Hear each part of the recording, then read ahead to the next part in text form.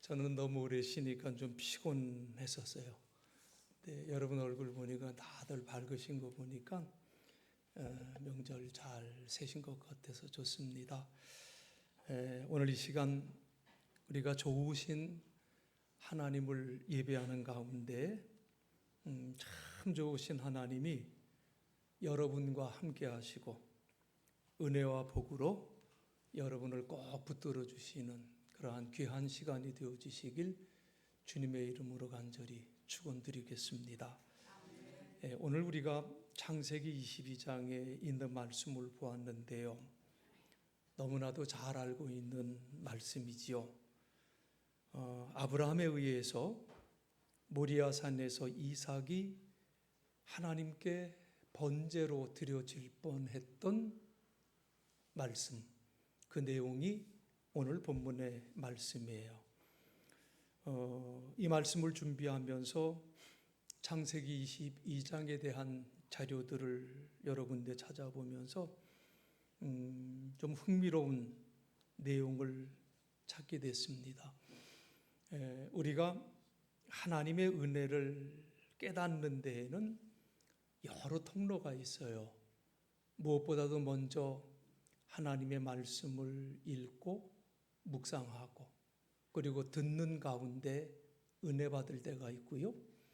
또 하나님 앞에 간절히 기도하면서 하나님께서 주시는 귀한 은혜를 체험할 때도 있고 또 찬송하면서 하나님이 내게 주신 귀한 은혜를 또 체험하는 그러한 때도 있습니다. 근데 저는 이러한 많은 은혜 가운데서도 특별한 은혜를 한번 경험한 적이 있는데 이태리에서 그런 경험을 했어요. 박물관에 갔는데 그림을 이제 보여주면서 그 해설자가 설명을 하는데 저 얼굴이 누구의 얼굴인지 아냐 이렇게 물어보는 거예요. 근데 굉장히 슬픈 얼굴이었었어요. 근데 그 표정이 너무너무 말로 표현할 수가 없을 정도의 얼굴이었었어요. 누구의 얼굴이냐면 그 화가는 기도하는 가운데 영감을 받고 베드로의 그림을 그린 거래요. 예수를 부인한 베드로. 그 얼굴인데 그 얼굴을 가만히 쳐다보다가 나도 모르게 눈물이 펑펑 쏟아지는 그런 경험을 했어요. 야, 그래 저 얼굴이 내 얼굴이 아닐까.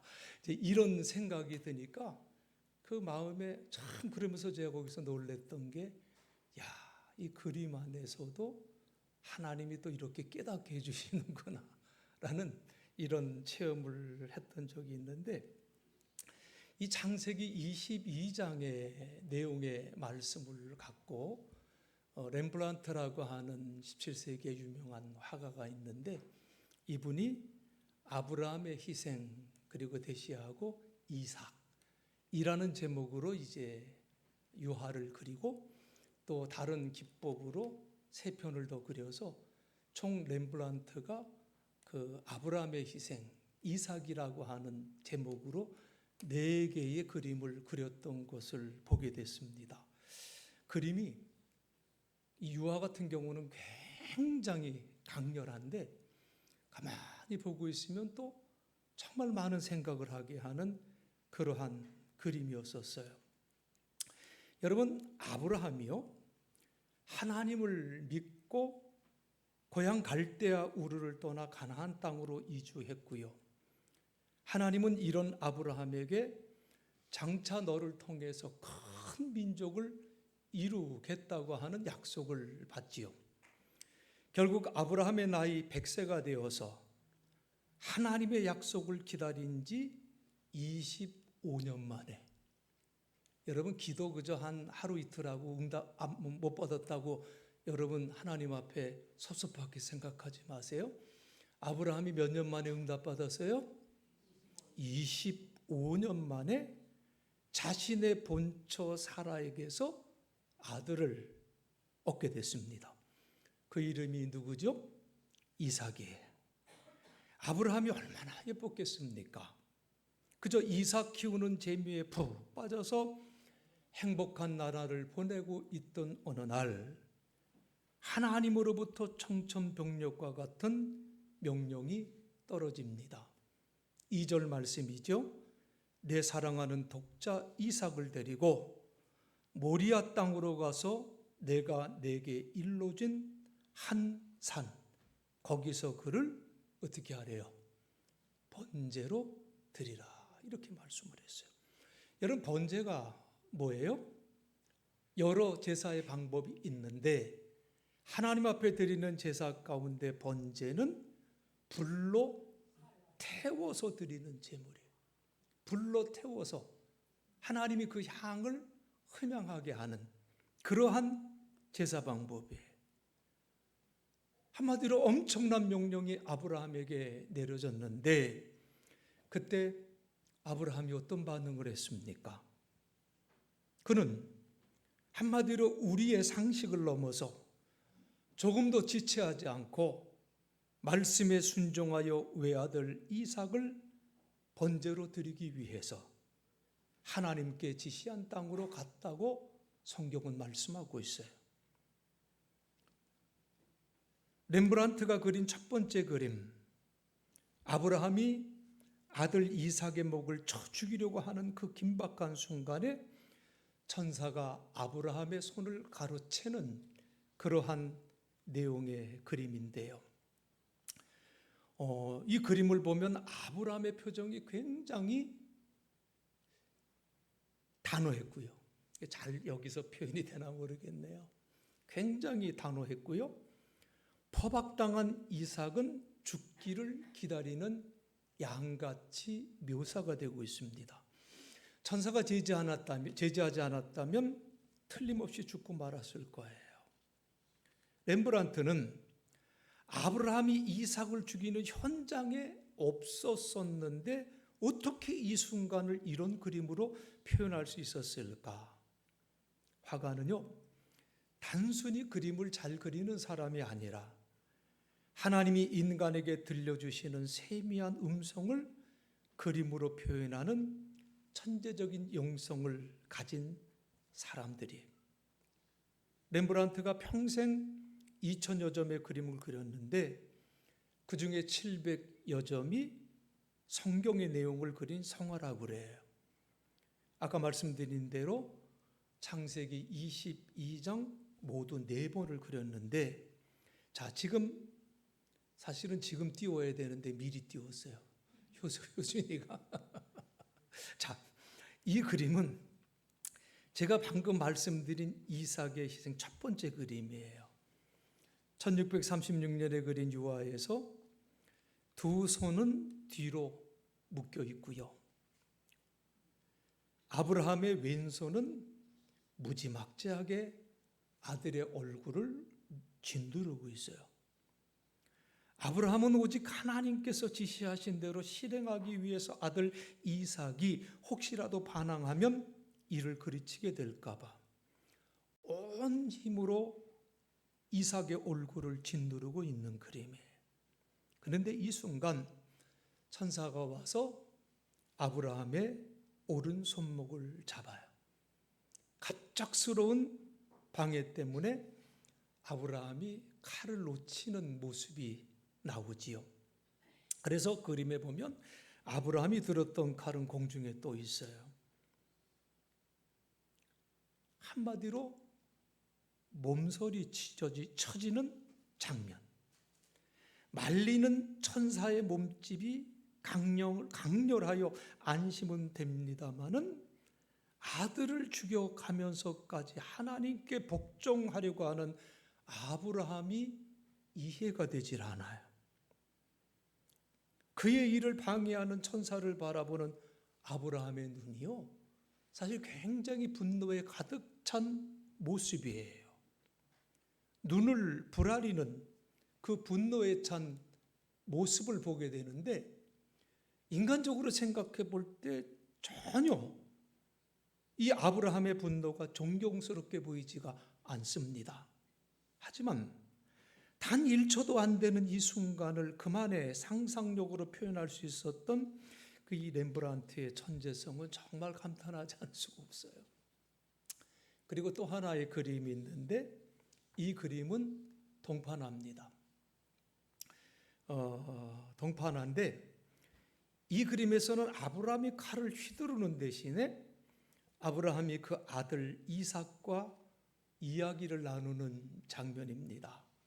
장소는 모리아 산이었겠지요. 아버지 아브라함은 무언가를 열심히 설명하고 있어요. 아들 이삭은 아브라함의 말을 잘 이해하지 못하는 것 같아요. 이삭은 산 꼭대기 벼랑 끝에서 장작 한 단을 쥐고 서 있습니다. 아버지 아브라함과 아들 이삭이 서로 눈을 마주 볼 수 있는 그 중간쯤에 아브라함의 왼손이 하늘을 가리키고 있어요. 아마 하나님의 뜻을 설명하는 것 같아요. 오늘 우리 본문에도 나오지만 불과 장작은 여기 있는데 번제할 어린 양은 어디 있나요? 하나님이 준비하실 거야. 하나님께서요? 그렇단다. 막 이런 그 대화를 나누는 것 같은 그 모습이 저 두 번째 그림이었고요.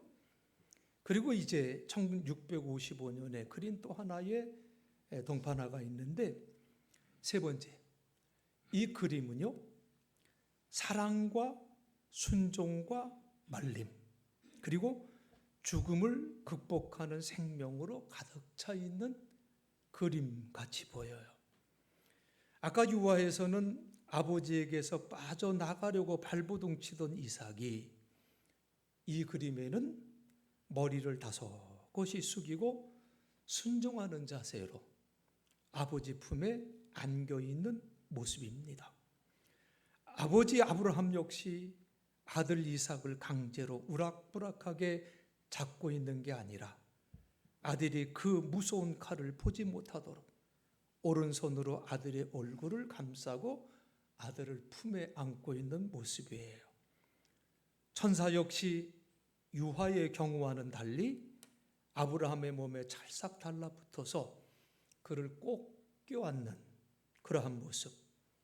왼손으로는 아브라함이 칼을 쥔 왼팔을 잡고 오른손으로는 아브라함의 오른손목을 잡고서 아브라함을 말리고 있는 그런 모습.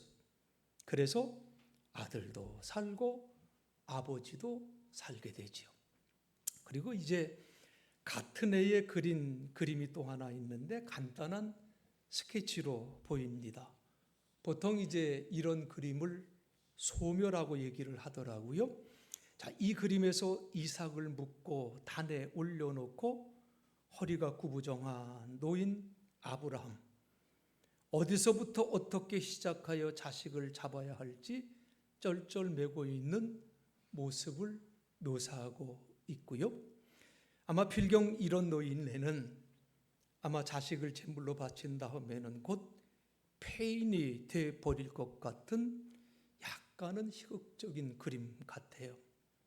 공중에서 천사가 내려와서 왼손으로 아브라함의 머리를 만지고 있는 이러한 모습.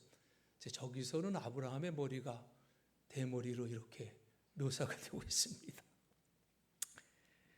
자, 여러분, 제가 이 렘브란트가 그렸던 아브라함의 희생, 이삭, 4개의 그림을 잠시 보여드렸는데 여러분, 결국 이 4가지의 그림이 무슨 이야기입니까?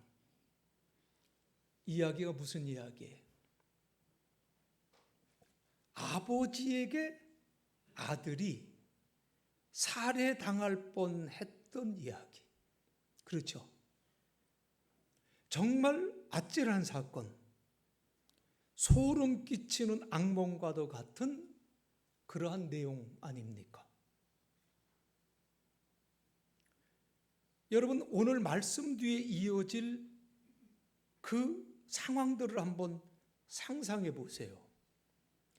천사가 말림으로써 구사일생으로 살아났던 아들이 하얗게 질린 채 달려와서 엄마, 아빠가 날 죽이려고 했어.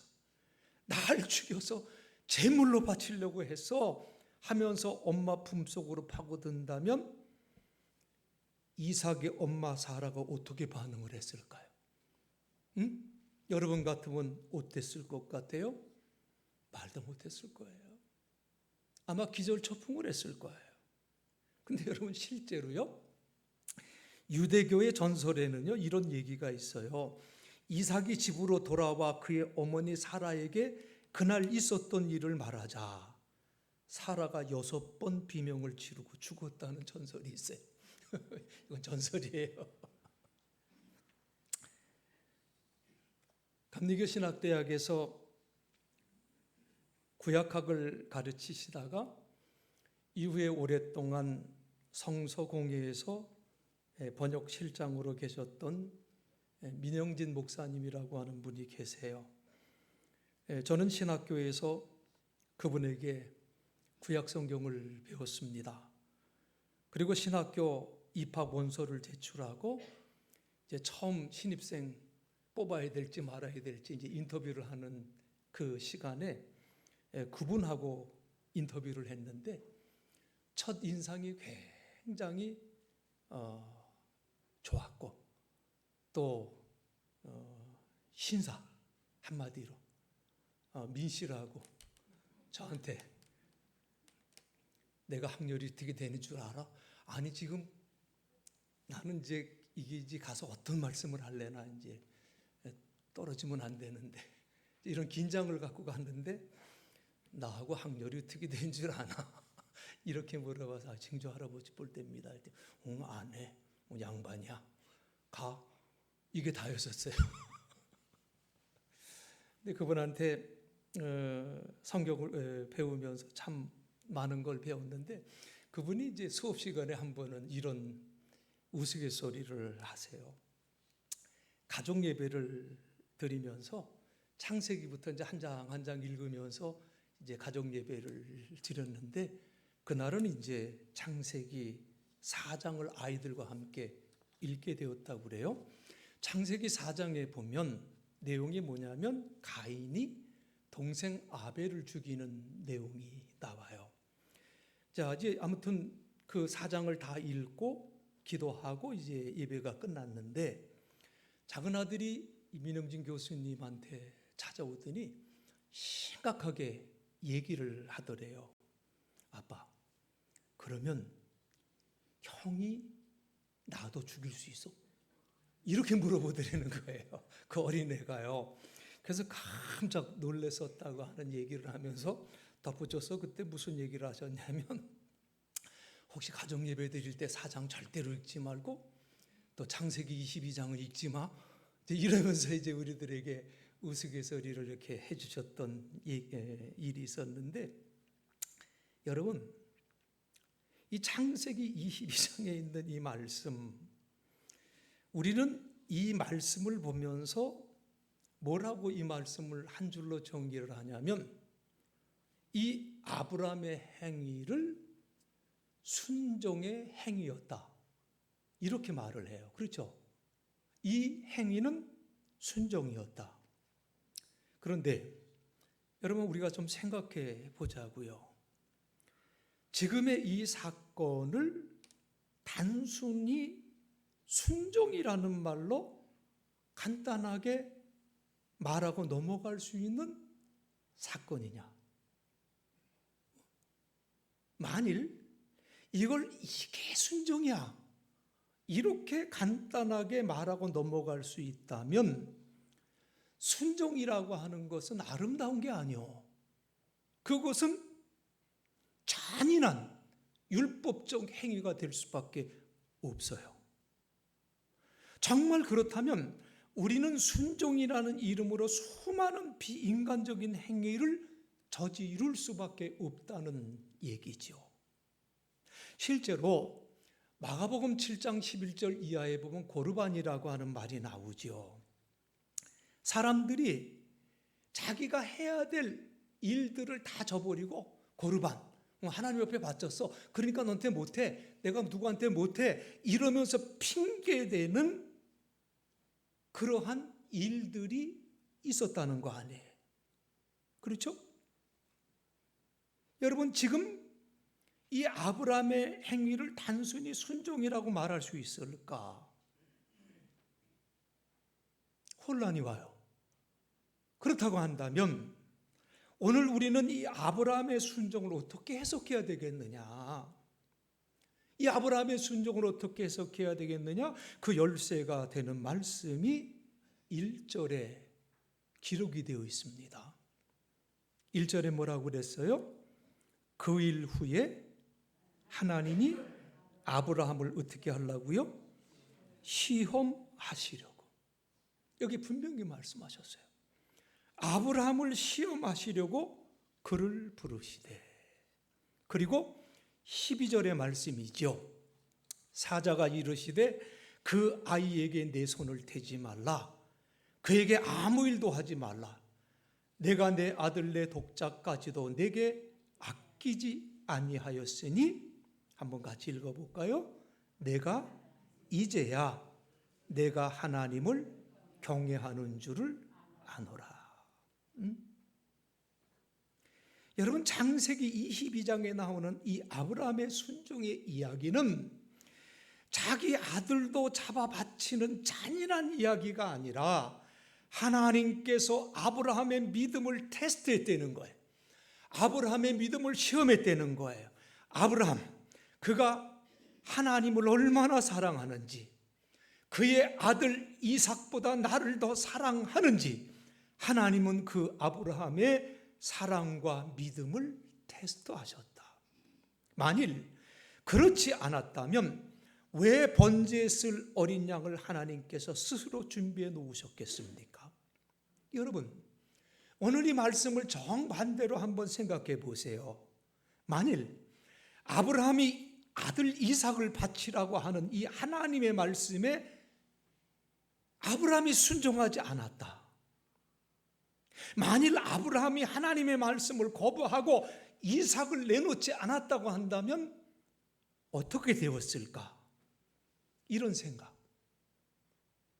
이삭이 시름시름 앓다가 죽었을까요? 아니면 그 불순종의 대가로 아브라함의 가정에 큰 재앙이 왔을까요? 저는 그렇게 보지 않습니다.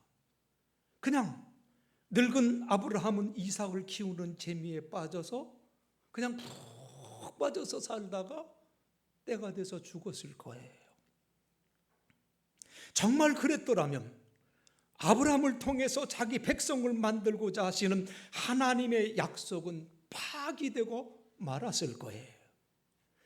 아브라함에게 주셨던 하나님의 약속은 수정이 불가피했다는 거지요. 하나님은 아브라함이 아니라 보다 더 나은 순종의 사람을 선택해서 당신의 계획을 분명히 이루셨을 거예요. 오늘 말씀에 이어지는 16절, 17절 하나님의 말씀을 여러분 한번 보세요. 제가 쉬운 성경으로 읽어드릴게요. 내가 하나밖에 없는 아들을 아끼지 않고 나에게 바치려 했으므로 맹세코 내가 너에게 한 가지 약속을 해주겠노라. 내가 분명히 너에게 복을 주고 또 많은 자손을 줄 것이다. 내 자손을 하늘의 별처럼 바닷가의 모래처럼 많게 될 것이며 내 자손엔 원수의 성들을 정복하게 될 것이다. 내가 나에게 복종하였으므로 내 자손을 통해 땅 위의 모든 나라들이 복을 받을 것이다. 그렇죠? 만일 아브라함이 자기 아들이라도 아끼지 않고 하나님께 드리는 순종, 그 순종이 없었더라면 장차 자기 아들을 온 인류의 죄를 대신할 대속물로 내주실 여호와 이레의 하나님의 그 구원의 신비는 쉽게 드러나지 않았을 거예요. 그러나 우리는 아직도 아브라함의 순종에 대해서 모두 알 수 있는 것은 아니에요. 여전히 어떻게 아무리 그래도 어떻게 그런 순종을 들릴 수 있었을까? 그 이유를 우리는 아직도 시원하게 알 수는 없어요. 그렇죠? 그런데 여러분, 성경은 스스로 해석한다. 혹은 말씀은 말씀으로 푼다라는 이야기를 들어보셨나요? 로마서 4장에 보면 4장 17절이죠. 이 아브라함의 믿음을 해석한 말씀이 있어요. 내가 너를 많은 민족의 조상으로 세웠다고 기록되어 있는 것처럼 아브라함은 그가 믿은 하나님, 곧 죽은 사람도 살려내시며 없는 것도 있게 하시는 하나님을 믿었다고 기록하고 있습니다. 아브라함은 전혀 소망이 없었지만 하나님께서 내 자손이 이와 같이 많아질 것이라고 말씀하신 대로 자기가 많은 민족의 조상이 될 것이라고 믿고 소망했다는 거예요. 아브라함은 100살이나 되어 거의 죽은 사람이나 다름없게 되었고 살아도 나이가 많아 아기를 낳을 수 없다는 것을 알았지만 하나님을 믿는 믿음이 약해지지 않았어요. 그는 하나님의 약속에 대해 불신하거나 의심하지 않고 오히려 약속을 굳게 믿어 하나님께 영광을 돌렸다고 했습니다. 아브라함은 하나님께서 친히 약속하신 것을 이루실 능력이 있다는 것을 확신했어요. 이것이 바로 하나님께서 로마서 4장 22절의 말씀대로 그 믿음이 아브라함의 의로 여기셨다라고 말씀하신 이유입니다. 여러분, 앤드류 머레이라고 하는 분이 순종이라는 제목으로 책을 썼습니다.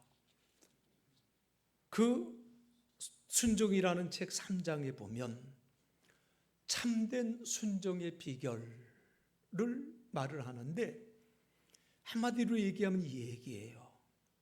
참된 순종의 비결이 뭐냐? 그것은 하나님과 개인적으로 밀접한 관계를 맺는 데서 오는 것이다. 하나님과의 밀접한 관계가 이게 순종의 비결이라는 거예요. 우리가 하나님과 교제하는 생활로 나아가기까지는 온전한 순종의 생활을 할 수가 없다고 앤드류 모레이는 말하고 있습니다. 여러분, 이 아브라함의 순종의 삶은 그의 하나님과의 교제를 떠나서는 우리가 이해할 수가 없습니다. 성경에 아브라함이 하나님과 얼마나 친밀한 교제의 삶을 살았는지 보여주는 말씀이 있는데 창세기 18장 17절에 보면 내가 지금 하려고 하는 일을 어떻게 아브라함에게 숨기겠느냐, 이 말씀을 하나님이 주세요. 얼마나 아브라함과 하나님이 친밀하게 지냈으면 하나님이 그 말씀을 한 거예요. 내가 이런저런 일을 하려고 하는데 그 일을 어떻게 아브라함에게 숨기겠느냐. 그리고 야고보서 2장 23절, 이사야서 4장 8절, 역대하 20장 7절 등에는요, 아브라함을 하나님의 친구라고 이렇게 표현하고 있습니다. 아브라함은 이렇게 하나님과의 친밀한 교제 속에서 하나님의 신실하심과 성실하심을 믿었다는 것, 이것이 바로 아브라함의 순종의 삶의 비결이었다는 것을 여러분 잊지 마시기를 간절히 바랍니다. 로마서 4장에서 사도 바울이 강조해서 말하고자 했던 것도 바로 이거예요. 만일 그렇지 않았더라면 아브라함은 자기 아들을 잡아 제물로 바치려고 했던 정말 몰인정하고 고집센 맹신적인 믿음을 가진 늙은이에 불과했었을 거예요. 사랑하는 성도 여러분, 우리 하나님은요, 아브라함에게 그랬던 것처럼 오늘 우리들의 믿음을 끊임없이 테스트하시는 분이요, 우리의 믿음을 끊임없이 시험해 보시는 하나님이에요. 이제야 내가 나를 사랑하는 줄 알았노라. 그 말씀을 하실 때까지 하나님은 우리의 믿음을 테스트하신다는 거예요. 그 테스트하는 과정 속에서 하나님은 어느 때는 작은 순종을 말씀하시기도 하고 어느 때에는 큰 순종을 요구하시기도 해요. 문제는 그것이 작은 순종이냐 큰 순종이냐가 문제가 아니라 그때 그 상황에서 내가 하나님과 어떤 관계에 있느냐 하는 것이 문제라는 거예요. 모든 불순종의 삶 뒤에는 하나님과의 단절이 있고요. 모든 순종의 삶 뒤에는 하나님과의 친밀한 교제가 있다는 사실을 항상 우리가 기억해야 돼요. 내게 오는 시험이 큰 거냐 작은 거냐, 아니요, 문제가 안 된다니까요. 문제가 뭐예요? 내가 정말 하나님과 친밀한 교제의 관계에 있느냐 아니면 하나님과 교제가 없느냐, 이것이 문제라는 거예요. 바라기는 우리 사랑하는 믿음의 권속들 모두가 아브라함과 같이 이제야 내가 나를 사랑하는 줄 알았다라는 칭찬과 인정의 말을 우리 사랑하는 믿음의 권속들이 삶 속에서 항상 들으시며 날마다 승리하며 살아가는 복된 삶 되시길 주의 이름으로 간절히 축원드리겠습니다. 기도하시겠습니다. 사랑의 아버지 하나님, 하나님의 은혜를 진심으로 감사를 드립니다. 오늘 우리가 창세기 22장에 있는 아브라함의 시험에 관한 말씀을 함께 생각하면서 다시 한번 우리의 삶의 모습을 되돌아보게 하심을 감사합니다. 아브라함이 이렇게 말도 안 되는 하나님의 명령에 순종할 수 있었던 것은 그가 그만큼 하나님과의 친밀한 교제를 갖고 있으면서 하나님께서 그에게 약속했던 그 약속의 말씀을 굳게 믿었기에 없는 것을 있게 하시고 죽은 것도 살리시는 하나님을 믿었기에 이러한 순종의 결단을 가질 수 있었으며 그 뒤에 이제야 내가 나를 사랑하는 줄 알았도다 선포해 주시며 아브라함으로 하여금 복의 근원의 삶을 살 수 있도록 축복해 주셨는데 주여, 이 귀한 축복이 우리 사랑하는 믿음의 권속들의 삶 속에도 그대로 이어질 수 있도록 하나님 우리 모두를 지켜주시고 인도해 주옵소서. 예수님 거룩하신 이름 받들어 간절히 기도드리옵나이다. 아멘.